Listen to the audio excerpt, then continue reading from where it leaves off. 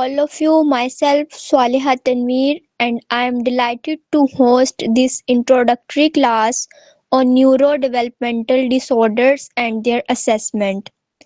Without wasting time, let's move towards lecture. Today, our speaker is Ma'am Saleha Kamar, PhD scholar, clinical psychology, hypnotherapist, and so on. A very warm welcome to you, ma'am. Over to you.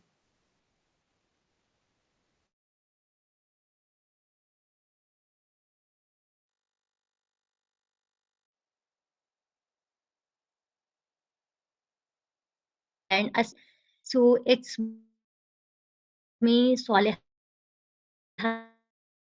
Kamar, and currently, and if I talked about my career, so I have been working as a clinical and child psychologist from past 9 years, and also worked as you can say a child psychologist के तौर पे तो मैंने काम किया ही किया है, but I worked as a research associate at one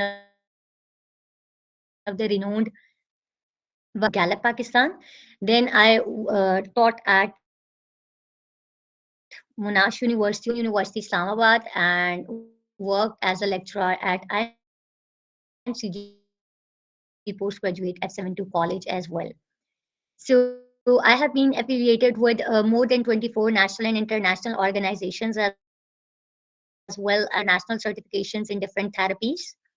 So further कि इससे पहले कि मैं मज़ीद अपना टाइम आप लोगों का बल्कि टाइम मज़ीद लूँ, मैं आपको थोड़ा-सा बेटे देखें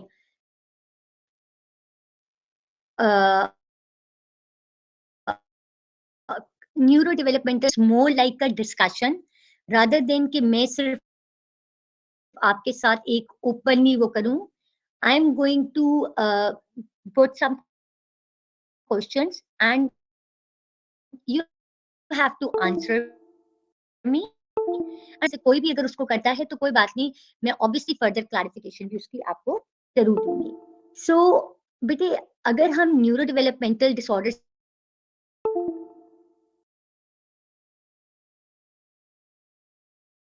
की बात से कैटेगोरिकली अगर हम पूछें कैटेगरीज कितनी है, कोई बच्चा मुझे बता सकता है? एनीवन ऑफ यू बेटे?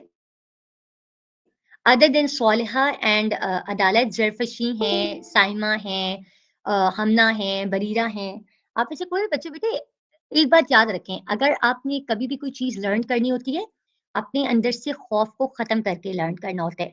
सारे आपके जैसे बैठे हुए हैं, ठीक है, कोई इसमें मसला नहीं है. अगर आप गलत भी जवाब देंगे तो कोई आपको इधर जज करने नहीं बैठा, बट एटलीस्ट ट्राई जरूर करें. सो शाबाश. आप में से मुझे कोई बताएगा कि आपकी ऑर्डर्स हैं आपके डीएसएम में?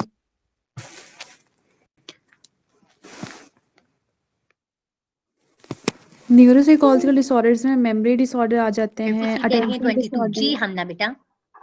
मैंने कहा न्यूरोसाइकोलॉजिकल डिसऑर्डर्स में मेमोरी डिसऑर्डर आ जी जाते हैं, उसमें अल्जाइमर, एमनीजिया और अटेंशन डिसऑर्डर में एडीएचडी वगैरह आ जाता है. गुड, और पार्किंसंस डिजीज भी होती है, इसका मुझे ऐसा कोई आइडिया नहीं है, लेकिन वेरी गुड. डिसलेक्सिया और ऑटिज्म वगैरह, बाइपोलर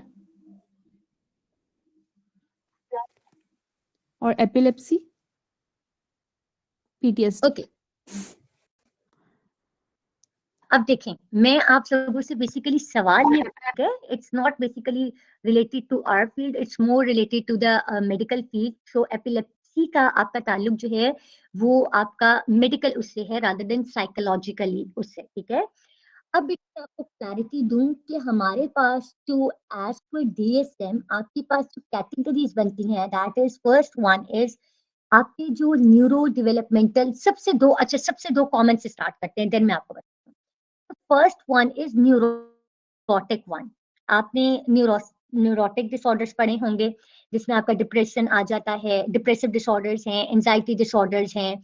इसी तरीके से जो है आपके पर्सनालिटी भी आ जाते हैं, आपके जो है न्यूरोटिक डिसऑर्डर्स के अंदर जो है वो और इस तरह के डिसऑर्डर्स जिसमें आपकी बेसिकली इनसाइट रहती है, ठीक है. ये मैं आपको आगे भी फर्क बताती हूँ कि डिफरेंस क्या होता है। देन आपके आते हैं साइकोटिक डिसऑर्डर्स, ये दूसरी कैटेगरी है।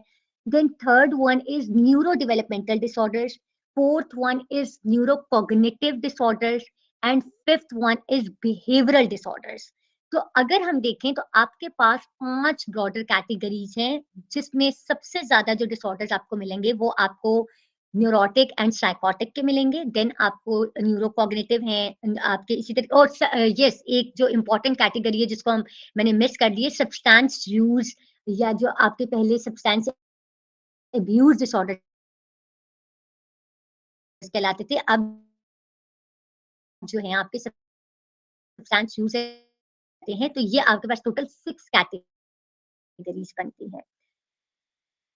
न्यूरोटिक देखिए भी जरूरत नहीं है, मेक इट सिंपल।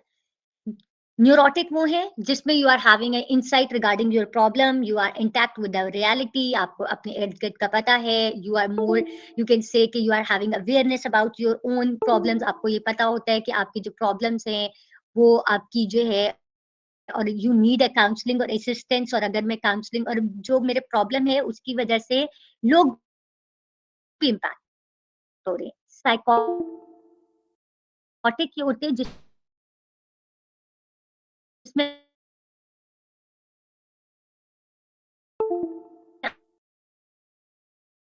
कॉन्टैक्ट नहीं रहता, आपका इंटैक्ट हो जाती है, नॉट एक्चुअली एक्सेप्टिंग इट कि मेरे साथ कोई प्रॉब्लम है, तो ऑब्वियस है कि वो उस विलिंग नहीं होगा for the therapy as well. अगर हम न्यूरो डेवलपमेंटल की बात करते हैं, मैं आपको बताऊं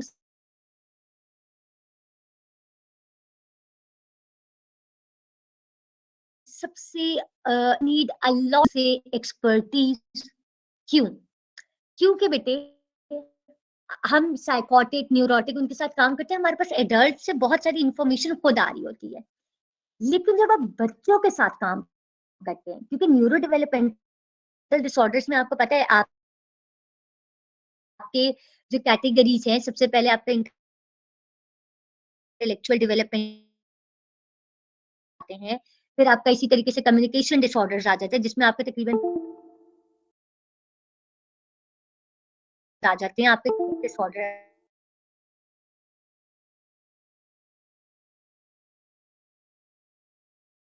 आते हैं, आपके जो है अनस्पेसिफाइड स्पेसिफिक एबिलिटीज आती हैं। तो बेटे किसी और जो है इशू हो रहा है बेटे, नहीं, आपकी काइंडली आवाज आप वाकई में से कोई कट मुझे रही है। बेटे, अच्छा मैं तो बिल्कुल अपने लैपटॉप के बिल्कुल आगे बैठी हुई हूँ। अब क्लियर है बेटा? हम ना जरफी आपको अब बेटा क्लियर है? मैम आपकी क्लियर है। आवाज बीच में ना बिल्कुल गायब हो जाती है। अब अच्छा पता नहीं ये अच्छा बेटे, इंटरनेट का प्रॉब्लम है या अब क्या। मैं आपकी जी जी जी जी के साथ और भी होगा, पाकिस्तान में रह रहे हैं, ठीक है, चलिए हाँ जी चलिए। अच्छा बेटे, I am going to try my level best कि अब मेरी आवाज ना डिस्कनेक्ट हो। अब क्लियर है?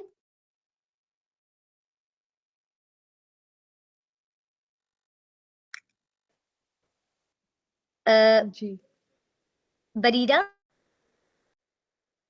अब बेटा क्लियर है? बरीरा कह रही है मैम आपकी डिस्ट्रप्शन आ रही है। चलें, अच्छा बेटे मैं आपको बता रही थी बेसिकली, देखें बेटा इंफॉर्मेशन आती है, वो कहाँ से आती है कि बच्चे के पास से आपके पास इंफॉर्मेशन आ रही है, बिकॉज ऑब्वियस है कि जो बच्चा है वो तो खुद आपको इंफॉर्मेशन नहीं प्रोवाइड करेगा ना, ठीक है। हम आपको पता है आधे से ज्यादा काम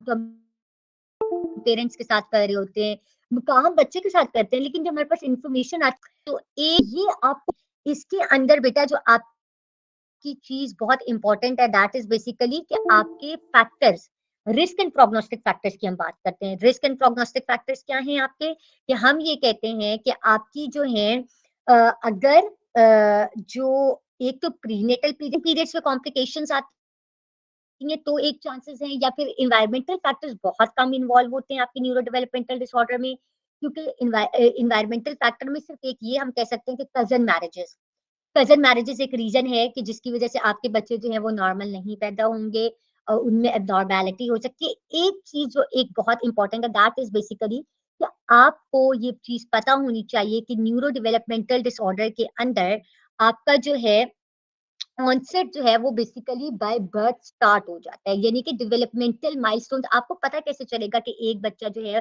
वो न्यूरो डेवलपमेंटल के उसके डेवलपमेंटल माइलस्टोन टाइमली अचीव नहीं होंगे। अब बेटा इसके लिए तो ये चीज बड़ी इंपॉर्टेंट है कि आपको पता होना चाहिए कि जो डेवलपमेंटल माइलस्टोन्स हैं वो किस किस एज में कौन सा डेवलपमेंटल माइलस्टोन अचीव होना चाहिए। अगर आपको यही नहीं पता होगा तो ऑटोमेटिकली इट्स ऑब्वियस कि you are unable to identify कि क्या जो इस बच्चे का है वो मसला डेवलपमेंटल डिले है या इसकी कोई और वजह है। अब मैं अगर मैं आप लोगों से सवाल कर रही हूँ, आप में से मुझे कोई बच्चा बता सकते हैं कि एक बच्चा जिसकी एज 18 मंथ से लेकर 24 मंथ तक के बच्चे के पास एटलीस्ट कितनी वोकैबुलरी होनी चाहिए? कोई आप में से मुझे बता सकता है बेटा?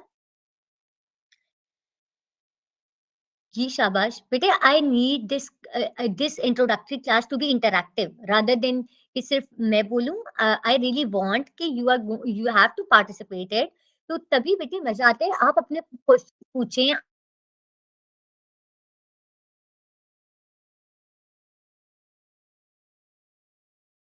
आप अपनी क्वेरी स्पीकर, मुझे ये लग रहा है कि आप सारे सो रहे हैं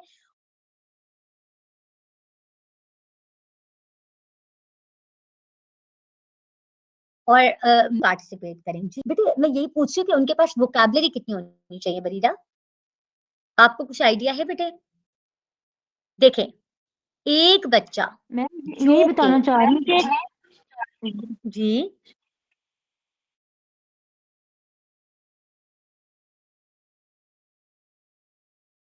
जी जी साइमा 4 मंथ तक का आ रहा है, 10 से 20 वर्ड्स तो उसके पास फिर 5 या 10 वर्ड्स होते हैं, लेकिन अगर उसमें डेवलपमेंटल रिलेटेड आ रहा है तो मैम उसके पास फिर कोई इसकी वोकैबुलरी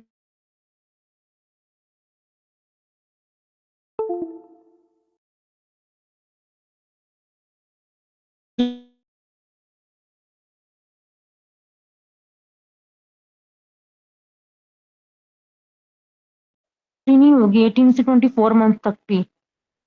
ओके। फिर तो बेटे एक बच्चा, मैं आपको ओके बताती हूँ बेटे, एक बच्चा साइमा बच्चे बेटे, तो जी उस जी बच्चे के पास जी जी 80 जी जी वर्ड्स होने चाहिए। 172 to okay 50 250 words is basically complement, और 70 से लेके 250 के दरमियान उसके पास लफ्जों का जखीरा ओके होगा। ठीक है, तो बेटे ये चीज बड़ी इंपॉर्टेंट है कि आपको ये चीज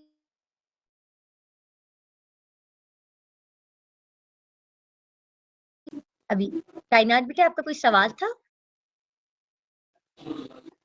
ओके मैडम अच्छा मैं बेटे। भी बस इसी बारे में ही जी बात करना चाह रही थी जो अभी आपने जी जी क्वेश्चन किया है कि कितनी वोकैबुलरी उनके पास होनी चाहिए। हम्म अच्छा एक चीज तो और जो मैं आप जितना आपने मतलब बताया इतना ही जी जी जितनी हम्म जितनी अभी आपने बताई है उतनी जी होनी जी चाहिए। अगर वो डिले मतलब उसका माइलस्टोन डिले है तो वो बिलो एवरेज हो हम्म जाएगा। लाइक मतलब हम अगर 250 तक उसको कहते हैं या 170 से, तो वो हाँ अगर वो डिले माइलस्टोन है तो उसके पास मैक्सिमम 100 या वो 170 to 100 मतलब उसके पास वोकैबुलरी होगी। ठीक है गुड। अच्छा बेटे एक चीज वेरी गुड कायनात बेटा। और एक चीज मैं आपको और क्लियर करूं बेटे, जो आपकी ना कुछ चीजें जो मैं आपको इस कोर्स से पहले भी क्लियर करना चाहूंगी बेसिकली वो ये है। एक तो बेटा आपको पता है कि मैं थोड़ा सा आपको न्यूरो डेवलपमेंटल डिसऑर्डर से ही रिलेटेड वो करके, साइमा बेटा आप कहीं अपना माइक म्यूट कर दीजिए बिकॉज माइक आपका अनम्यूट है। Okay thank you. साइमा बेटा आपका माइक, सोलिया बेटा ये आपका अच्छा हो गया। अच्छा थैंक यू साइमा बच्चे। अच्छा एक चीज मैं आपको थोड़ा सा न्यूरो डेवलपमेंटल डिसऑर्डर से पहले एक चीज थोड़ी सी बता दूं, क्लियर करूं कि आपको पता होगा कि डिसएबिलिटी का टर्म ऑब्सोलीट हो चुका है, उसकी जगह अब आपका डिफरेंशियली एबल्ड का टर्म यूज होता है। यानी कि अगर कोई बच्चा आपका जो है किसी भी इस किस्म के उसके साथ है तो वो डिफरेंशियली एबल्ड बच्चा कहलाएगा रादर देन कि आप उसको डिसेबल कहें।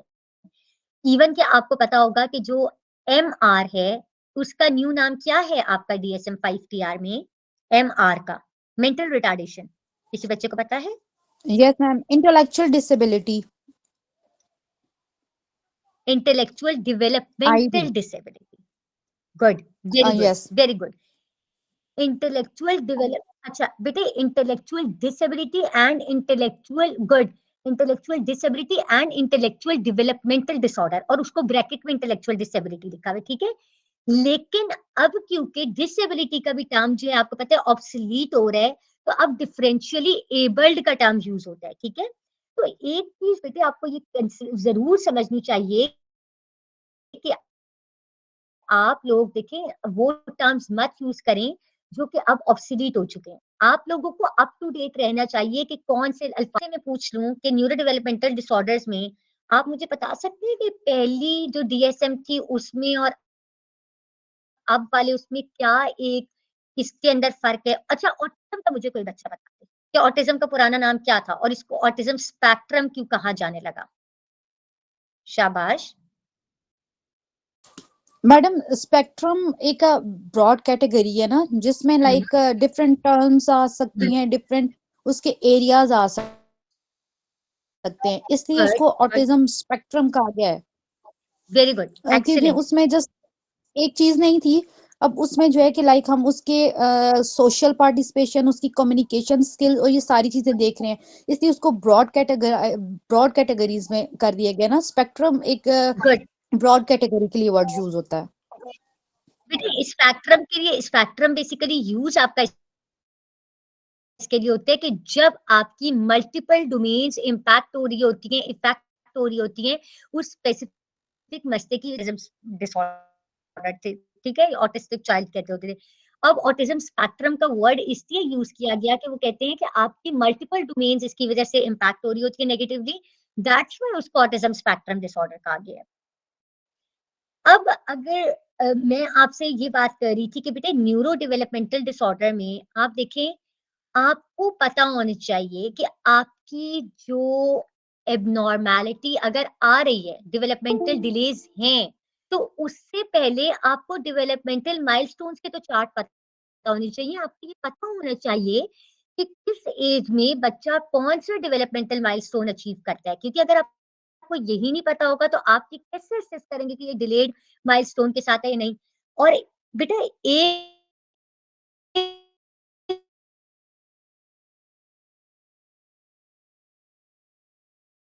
महीना 2 महीना आगे 2 साल का हो गया लेकिन उसके पास सिर्फ 50 अल्फाज है, तो इट मींस कि डिले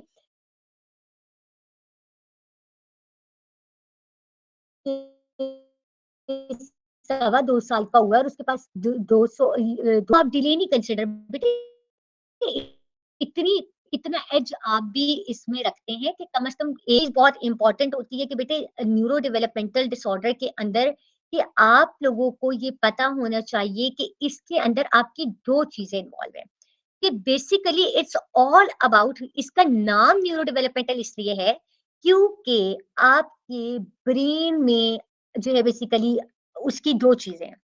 न्यूरो में आपकी 2 चीजें हैं ब्रेन की, एक होती है एनाटॉमी, एक होती है फिजियोलॉजी।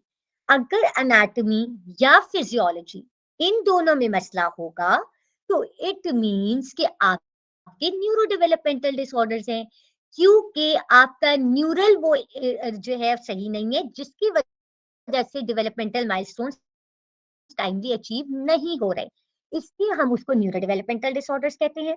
अब एनाटॉमी एंड फिजियोलॉजी क्या है? एनाटॉमी इज बेसिकली बेटे स्ट्रक्चर ऑफ ब्रेन। क्या आपको पता है कि आपका जो पॉन्स है उसकी इस तरह की शेप है, अमिगडाला की इस तरह की शेप है, वो स्ट्रक्चर जो है बेसिकली अगर उसमें किसी किस्म की डिफॉर्मिटी होती है, वो प्रॉपर्ली डेवलप नहीं हुआ या वो प्रॉपर्ली बना नहीं है स्ट्रक्चर, या अल्लाह ना करे कोई बच्चा जिस तरह न्यू बॉर्न बेबी कोई एरिया डैमेज हो जाता है, तो बेटे वो आपकी एनाटॉमी इन्वॉल्व है। फिजियोलॉजी ये होती है कि आपका कौन सा ब्रेन एरिया कौन सा फंक्शन परफॉर्म करता है, कौन सा ब्रेन एरिया कौन सा केमिकल रिलीज कर रहा है। और अगर कोई भी ब्रेन एरिया, जाहिर बात है आपको पता है कि बेटा डोपामीन आपका एक बहुत इंपॉर्टेंट जो है वो न्यूरोट्रांसमीटर है, और अगर डोपामीन बहुत ज्यादा लेवल में एक्सेसिवली रिलीज होगा तो न्यूरो डेवलपमेंटल डिसऑर्डर में कौन सी चीज है, कौन सा ऐसा डिसऑर्डर है जो हो सकता है? जी अब मुझे कायनात एंड साइमा के अलावा जरा दिनेश बेटे आप हैं हमारे साथ, हमना बीनेश और जो भी बेटे बाकी एक्चुअली मुझे नाम नहीं शो हो रही इस तरह, तो आप लोग मुझे काइंडली खुद कोई रिस्पॉन्ड कर दें। चलिए मैं इधर से साइड से आप लोगों के नाम जरा चेक करती हूँ। अस्सलाम जी वालेकुम। वालेकुम अस्सलाम। जी बेटे जी जी मैम, अगर ये हमारा डिस्टर्ब होगा सेरोटोनिन जो आपने डोपामिन का है, तो उसमें मूड चेंजेस आ जाते हैं, जैसे लाइक आजकल जैसे सर्दी का मौसम था और धूप का ना निकलना, जैसे विटामिन डी की कमी का आ जाना, मूड स्विंग्स हो जाना, या फिर टेंशन में रहना, और इस तरह से अपना लो लैक ऑफ इंटरेस्ट या लैक ऑफ कॉन्फिडेंस आ जाना। समटाइम छोटी सी चीज़ पर हम बहुत ज़्यादा बर्डनाइज हो जाते हैं और नेगेटिव थॉट्स आ जाना, तो इस तरह की सिचुएशन होती है। Very very good. आपने बेटे साइकोलॉजिकल पॉइंट ऑफ व्यू से बताया। I am actually asking from the neurological perspective, neuro developmental के पर्सपेक्टिव से पूछ रही हूँ कि ओके कौन ओके सा ओके बेटे मैम। बहुत कॉमन जी जी डिसऑर्डर है। आप बताइए, मैं अब इससे ज्यादा आपको एग्जांपल नहीं दूंगी। बहुत कॉमन का मतलब है कि जो जी दो जी सबसे ज्यादा आपको नजर आते हैं। अब बताएं शाबाश, मैम इसमें कौन सा होगा? पार्किंसंस आ सकता है, पार्किंसंस हो सकता है। बेटे पार्किंसन, बेटे जानी पार्किंसन जो है वो आपका न्यूरोलॉजिकल वो है ना, वो तो इसमें नहीं है ना बेटे। मैम डिप्रेशन, वो आपका डिप्रेशन अगर साइकोलॉजिकल की बात करेंगे नो तो बेटे, डिप्रेशन। बेटे अभी मैंने आपको क्या कहा कि वो मैं न्यूरो साइकोलॉजिकल डेवलपमेंटल में ही बेटा पूछते हैं। हाँ हाँ। Hyper activity, hyper ADHD, activity, attention deficit ADHD। Hyper activity disorder, okay dopamine okay ज्यादा ओके। होगा, हाइपर एक्टिविटी होगी, हाइपर बच्चा एक्टिविटी, हाइपर अच्छा। एक्टिव होगा। ठीक है, तो हम्म। आपका जो है अगर डोपामीन का लेवल ज्यादा है तो इट मींस कि आपकी, अगर एक बच्चा ADHD में हाइपर एक्टिविटी के साथ है तो इट मींस कहीं ना कहीं उसके ब्रेन में जो डोपामीन है उसका रिलीज बहुत ज्यादा हो रहा है, या बहुत फिर ज्यादा। गामा का रिलीज बहुत ज्यादा हो रहा है। गामा होते हैं क्या कहते हैं उसको, क्या कहते हैं, क्या अमाइनो ब्यूटारिक एसिड है, गाबा है और गामा है। अच्छा, गामा जो है बेटा आपका वो एक्साइटेटरी नेचर। अच्छा एक चीज और, न्यूरो डेवलपमेंटल में आपको ये चीज भी पता होनी चाहिए कि कौन सा ऐसा आपका न्यूरोट्रांसमीटर है जो एक्साइटेटरी नेचर है और कौन सा ऐसा न्यूरोट्रांसमीटर है जो इनहिबिटरी नेचर है। अब देखिए एक्साइटेटरी और इनहिबिटरी का आप लोगों को कॉन्सेप्ट है या नहीं है बेटा? अगर नहीं है तो कंप्लीट नो बताएं मैम, आप। नो कोई ma'am, no idea ma'am, no okay, idea. बेटे एक्साइटेटरी न्यूरोट्रांसमीटर्स ये होते हैं आपके कि अगर वो ज्यादा, यानी जो आपको एक्साइट करते हैं ना, जो अगर ज्यादा रिलीज होंगे तो अल्लाह न करे आपको जैसे डोपामीन का ज्यादा रिलीज है तो स्किज़ोफ्रेनिया हो सकता है। ठीक है, बाइपोलर में मेनिक स्टेट हो सकती है, सब्सटेंस यूज में जो आपकी एक एस्टेसी वाली फीलिंग आती है वो हो सकती है। Basically dopamine is related to the reward circuit ना, या फिर आपके हाइपर एक्टिविटी डिसऑर्डर में हाइपर एक्टिविटी के सिम्टम्स हो सकते हैं। इसी तरीके से हम कहते हैं कि इनहिबिटरी, इनहिबिटरी होते हैं बेटा जो आपके ब्रेन की एक्टिविटी को स्लो डाउन करते हैं ना।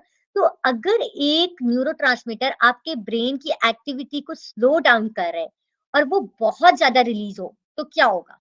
अब मैं आपको एग्जांपल इस तरह देती हूँ कि डोपामीन आपका एक्साइटेटरी नेचर है, तो बेटा डिसऑर्डर होता है ना, उसमें आपको ये चीज समझने की जरूरत है कि एक अगर डिसऑर्डर है तो एक डिसऑर्डर के अंदर जो न्यूरोट्रांसमीटर है अगर वो एक्साइटेटरी है और वो डिसऑर्डर ऐसा है कि जो बहुत ज्यादा उसमें, तो इसका मतलब है कि एक्साइटेटरी वाला बहुत ज्यादा रिलीज कर रहा है, यानी हाइपर एक्टिविटी का मैंने आपको बताया ना डोपामीन से रिलेट करता है।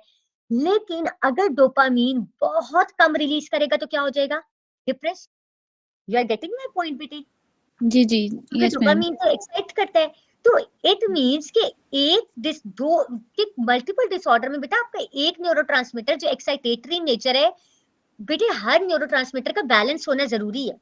अगर कोई चीज बहुत एक्सेसिव अमाउंट में होगी या बहुत कम अमाउंट में होगी, दोनों चीजें मसला करेगी। इनहिबिटरी ये होता है कि अगर आपका गाबा जो है ना बेटा, गाबा आपका जो इनहिबिटरी नेचर है, ठीक है, गामा माइनोब्यूटारिक एसिड इसको हम कहते हैं। तो जो आपका गाबा है वो इनहिबिटरी नेचर है, तो अगर गाबा बहुत ज्यादा रिलीज होगा तो ये जो आपको बेटा एपिलेप्टिक सीजर्स होते हैं ना, आपको पता है ना एपिलेप्टिक सीजर्स का, आपको ये होना शुरू हो जाते हैं, ठीक है जी बेटे? क्लियर है ये चीज, समझ आई है जी बेटे? जी यस मैम। हमना अच्छा मैम, यहाँ पर मैंने एक क्वेश्चन करना था आपसे। बेटा जी जी ये यहाँ पर जो आपके बता रहे हैं कि हाइपर एक्टिविटी हो जाती है इन सब डिस्टरबेंस की वजह से, तो एक बच्चा है जो ऑटिस्टिक चाइल्ड है, तो वो मतलब बहुत ज़्यादा सम टाइम बैठे बैठे लाफिंग करना शुरू कर देते हैं और एक्सीड हो जाती है उसकी वो चीज़, मतलब और पेरेंट्स और सराउंडिंग में बैठे हुए लोग देख रहे होते हैं कि भाई इसको अचानक से क्या हुआ है ना।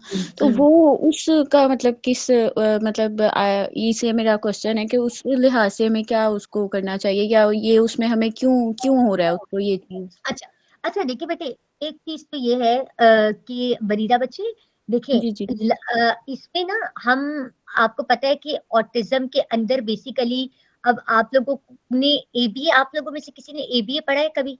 अप्लाइड बिहेवियर एनालिसिस का पता है आपको? थेरेपी है, बड़ी रिनोन थेरेपी है जो आप ऑटिस्टिक बच्चों के साथ अप्लाई करते हैं ना, ठीक है बेटे? जी देखिए मैम। मोस्टली जो आपका ऑटिज्म स्पेक्ट्रम डिसऑर्डर है